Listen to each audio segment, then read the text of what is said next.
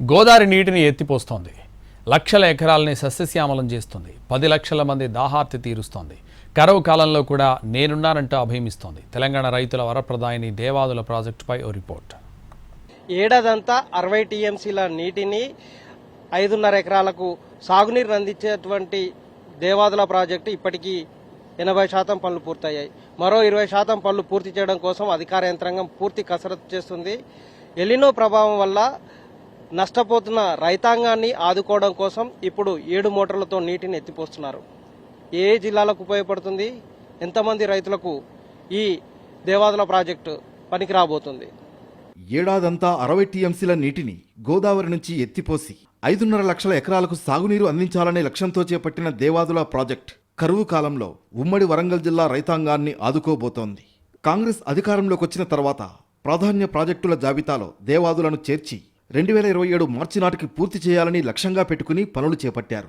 ఈ కరువు కాలంలో ఉమ్మడి వరంగల్ జిల్లాతో పాటు పాక్షికంగా కరీంనగర్, నల్గొండ జిల్లా రైతాంగానికి గోదావరి జలాలు అందుతున్నాయి. ములుగు జిల్లా కన్నాయగూడెం మండలంలో దేవాదుల ఎత్తిపోతల ప్రాజెక్ట్ 3 ఫేజులుగా నిర్మితమవుతోంది. ఇందులో 20 పంప్ హౌజులు, 22 రిజర్వాయర్లు ఉంటాయి. 16 ప్యాకేజీలుగా 20 ఏళ్ల కిందట ప్రారంభమైన పనులు ఆగుతూ సాగుతూ 80% పూర్తయ్యాయి. 6 లక్షల ఎకరాలకు నీరందించే లక్ష్యంతో చేపట్టిన ఈ ప్రాజెక్టు కింద ఇప్పటికే 3.5 లక్షల ఎకరాలకు సాగునీటినిస్తున్నారు. దేవాదుల ఎత్తిపోతల పథకం తెలంగాణలోని అత్యంత పెద్ద లిఫ్ట్ ఇరిగేషన్ పథకాల్లో ఒకటి. ఇది గోదావరి నుంచి నీటిని దశల వారీగా సుమారు 469 మీటర్ల ఎత్తుకు ఎత్తిపోసి ఎత్తైన వర్షాభావ ప్రాంతాలకు సాగునీరు అందించడానికి రూపొందించబడినది. మిగిలిన 20% పనులు పూర్తయితే ములుగు, వరంగల్, హనుమకొండ, భూపాలపల్లి, జనగామ, యాదాద్రి భువనగిరి, సిద్దిపేట జిల్లాల్లోని ఆయకట్టుకు నీరందుతుంది. మరో 3.5 లక్షల ఎకరాలకు సాగునీరు అందుతుంది. దీంతో ఈ ప్రాంత రైతాంగానికి సాగునీటి సమస్య ఉండదు. అంతేకాదు, భూగర్భ జలాలు పెరగడం వల్ల బావులు, చెరువులు, బోర్ల కింద సాగు చేసే రైతులకు ఎలాంటి ఆటంకం ఉండదు. దేవాదుల ప్రాజెక్టుకి అవసరం ఉన్న ల్యాండ్ అక్విజిషన్ కి మరి ఎంత నిధులైనా కేటాయింపు చేసి ఒక వార్ ఫూటింగ్ లో ఈ దేవాదుల ప్రాజెక్ట్ కి ల్యాండ్ అక్విజిషన్ పూర్తి చేస్తామని చెప్పి కూడా రాష్ట్ర ఇరిగేషన్ మంత్రిగా నేను మీ అందరికీ మాటిస్తున్నా. మరి మీకు తెలుసు, గతంలో నేను రివ్యూకి నేను 1-2 సార్లు రావడం జరిగింది. అదేవిధంగా ముఖ్యమంత్రి గారిని కూడా పోయినసారి రివ్యూ నేను ఇక్కడ తీసుకురావడం జరిగింది. తప్పనిసరిగా దేవాదుల కెపాసిటీ ఏదుందో 38.16 టీఎంసీల దేవాదుల కెపాసిటీ ఉందో ఆ కెపాసిటీ మేరకు తప్పనిసరిగా ఆ పనులు వేగవంతంగా ముందుకు తీసుకుపోతామని చెప్పి మేము మాటిస్తూ, మొత్తము డిజైన్ ఆయకట్ ఎంతున్నదో both new ayacut and stabilize ayacut అది మొత్తం కూడా పూర్తి చేసే విధంగా మేము అన్ని పనులు టేకప్ చేస్తామని చెప్పి కూడా ఈ సందర్భంగా పని చేస్తూ సిఈ గారు ఎక్కడెక్కడైనా బాటిల్ నెక్స్ ఉంటే తప్పనిసరిగా నేరుగా మా దృష్టికి తీసుకురండి. ఎక్కడెక్కడ పేమెంట్స్ డ్యూ ఉంటే తప్పనిసరి కూడా ఈ రోజు మీరు చూపెట్టిన పేమెంట్స్ అన్ని ఈ రోజే చేసేస్తాం. అది other than that whatever payments as and when generated నేరుగా నా దృష్టికి తీసుకురండి. Devadula is a high priority project for us. తప్పనిసరిగా వెంటనే ఫండ్స్ కూడా రిలీజ్ చేస్తామని చెప్పి నేను మాటిస్తూ, దేవాదుల ప్రాజెక్ట్ నీటి విడుదలతో రైతుల్లో హర్షం వ్యక్తమవుతోంది. దేవాదుల ప్రాజెక్టులోని ప్రస్తుతం 7 కాకుండా మిగిలిన 3 పంపులు కూడా ఆన్ చేయాలని వరంగల్ జిల్లా ప్రజాప్రతినిధులు కోరుతున్నారు. 2 రోజుల పాటు పంపింగ్ జరిగితే సుమారు 1 టీఎంసీ నీటిని ఎత్తిపోయొచ్చు. అలా 90 రోజుల పాటు నీటి పంపిణీ జరగాలని అధికారులకు మంత్రులు సూచించారు. అలాగే ఎగువ నుంచి వస్తున్న గోదావరి నీటితో పాటు ప్రాణహిత ద్వారా వస్తున్న వరద నీటిని ఒడిసి పట్టుకోవడం ద్వారా దేవాదుల ప్రాజెక్ట్ ఆయకట్టు రైతాంగాన్ని ఆదుకోవడానికి వీలవుతుంది. దీనికి తగ్గట్లుగానే నీటిని ఎత్తిపోస్తున్నారు. ఇప్పటికే 2-3 సార్లు చాలా లోతుగా చర్చించడం జరిగింది.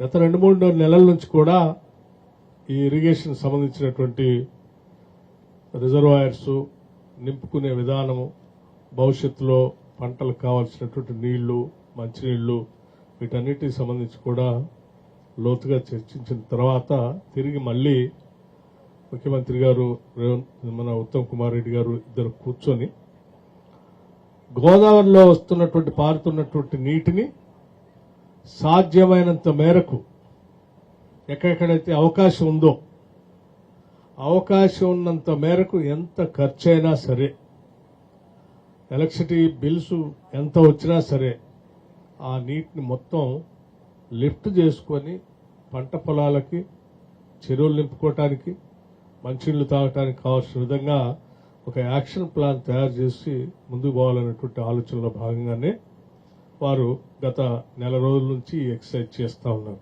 అటు సమ్మక్క బ్యారేజ్ గేట్లు మూసివేయడం వల్ల ప్రస్తుతం నీరు నిల్వ ఉంది. ఆ నీటిని కర్నాయగూడెంలోని దేవాదుల పంప్ హౌస్ నుంచి 7 మోటార్ల నుంచి ఎత్తిపోవడం ద్వారా కింది జిల్లాల్లో రైతులకు మేలు జరిగేలా చర్యలు తీసుకుంటున్నారు. ఇలా ఉమ్మడి వరంగల్ జిల్లాతో పాటు నల్గొండ జిల్లాలో కొంత భాగం రైతాంగానికి నీరు అందనుంది. అంతేకాదు గ్రేటర్ వరంగల్ వాసులకు తాగునీటి కష్టాలను గోదావరి జలాలు తీరుస్తున్నాయి. ధర్మసాగర్ రిజర్వాయర్లోకి చేరుతున్న నీటితో గ్రేటర్ వరంగల్ వాసులకు దాహం తీరుతోంది. రాష్ట్ర విభజన జరిగిన తర్వాత కూడా ఈ ప్రాజెక్టుని ఆనాటి పెద్దలు వారి బ్రాండ్ ఉండదు అనే ఏకైక ఆలోచనతోనే దీన్ని పూర్తి చేయలేకపోయారు.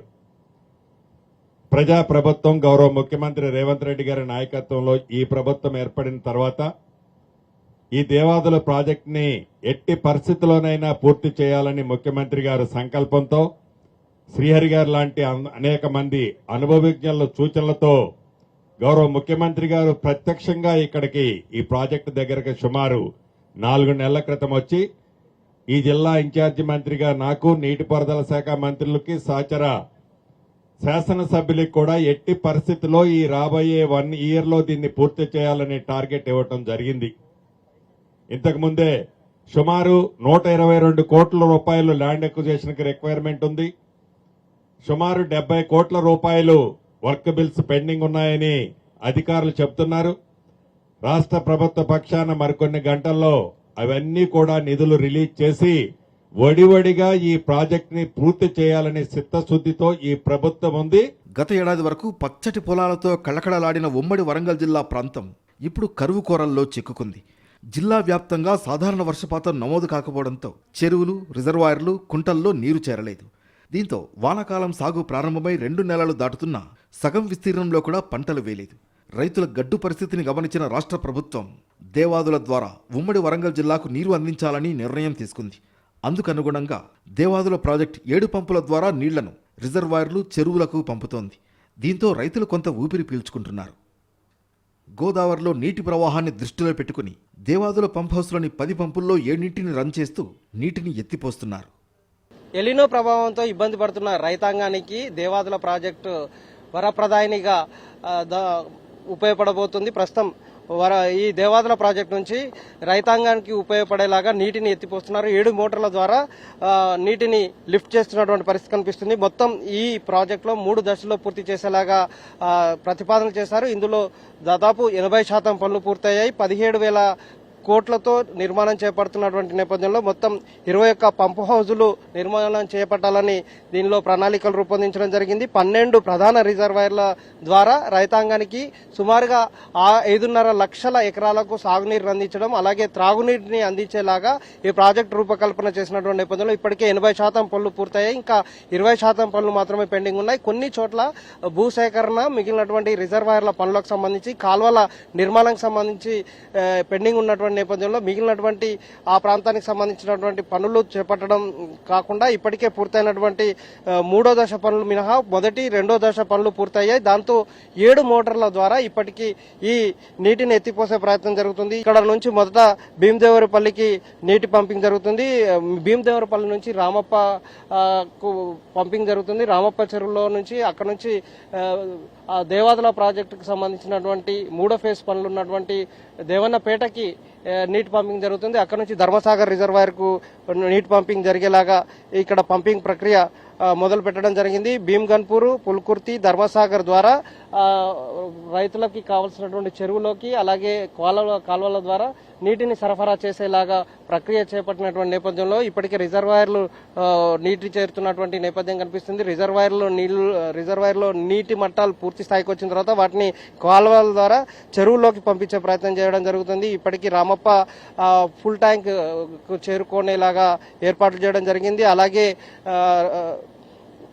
దాంతోపాటు ధర్మసాగర్కి సంబంధించినటువంటి రిజర్వాయర్లోనూ పూర్తిగా నీటి మట్టం చేరేలాగా 3 ఫేజుల్లో జరిగినటువంటి పనులకు సంబంధించినటువంటి పంపుల ద్వారా నీటి పంపింగ్ జరుగుతుంది. దాంతో కొంత రైతాంగానికి కొంత ఉపయోగపడేలాగా ఏర్పాటు చేయడం జరిగింది. రైతులు ఇబ్బంది పడకుండా సాగును కొనసాగించేలాగా ఆరు తడి పంటలు వేసేటువంటి రైతాంగానికి పూర్తి స్థాయిలో పనికొచ్చేలాగా వాళ్ళకి ఉమ్మడి వరంగల్ జిల్లాతో పాటుగా ఉమ్మడి వరంగల్ జిల్లా రైతులతో పాటు కరీంనగర్లో కొంత భాగం, అలాగే నల్గొండకు సంబంధించినటువంటి కొంత భాగం రైతులకు ఉపయోగపడేలాగా ఈ నీటి పంపింగ్ ప్రక్రియ జరుగుతున్న నేపథ్యంలో ఆ రైతులకు కొంత వెసులుబాటు కలుగుతుంది. 6 తడి పంటలు వేసుకునే వాళ్ళకి తొలి పంట పండించుకోవడానికి ఆస్కారం ఏర్పడేలాగా ఈ దేవాదుల ప్రాజెక్టు పనులు జరుగుతున్నాయి. మొత్తం 9 పంపుల ద్వారా పనులు చేపట్టాలి. పంపులను ఆన్ చేసి రైతులకు కావాల్సిన నీరు అందేలాగా చర్య తీసుకోవాలి. 90 రోజుల పాటు పంపింగ్ ప్రక్రియ ఎట్టి పరిస్థితుల్లో ఆగకుండా చర్య తీసుకోవాలని చెప్పినటువంటి నేపథ్యంలో రైతులకు కొంత